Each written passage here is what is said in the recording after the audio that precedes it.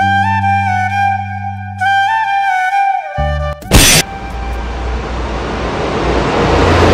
మార్కెట్ని కాపాడడానికి ఒకరిని పంపిస్తాడు.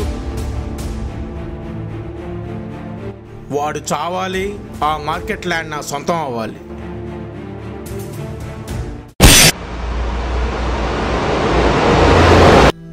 నాకు కావాల్సింది డబ్బు అందం కాదే, మంచి ఫ్యామిలీ ఉన్నవాడు. వాడికంటూ ఫ్యామిలీ లేదు, వాడిని నమ్మిన వాళ్ళందరూ వాడికి ఫ్యామిలీని.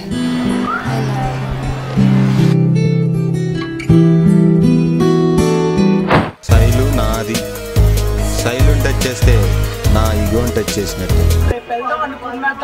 ఎవడు దొరికినా వదలొద్దు, తిట్టు చేస్తా మళ్ళీ.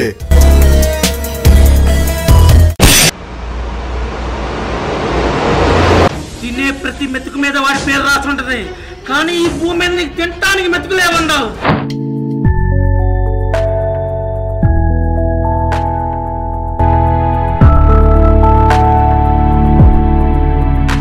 తినే ప్రతి మెతుకు మీదే కాదు, దిగే ప్రతి బుల్లెట్ మీద కూడా ఆడి పేరు రాసి ఉంటుంది. I hate you.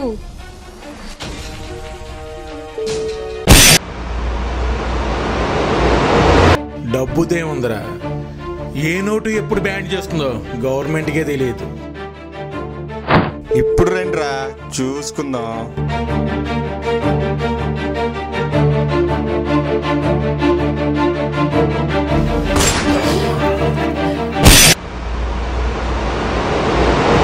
నువ్వు నన్ను చంపావా, నేను నిన్ను చంపానా అన్నదే సమస్య.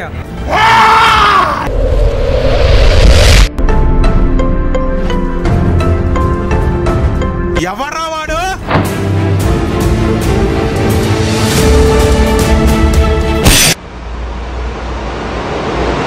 అతను ఒక అనాథ. మనకెందుకురా గొడవలు, ఎట్టోగట్ట బతుకుతున్నాం. కొన్ని వందల మందికి ఆశ్రయం కల్పించిన వంశం అమ్మ వాళ్ళది.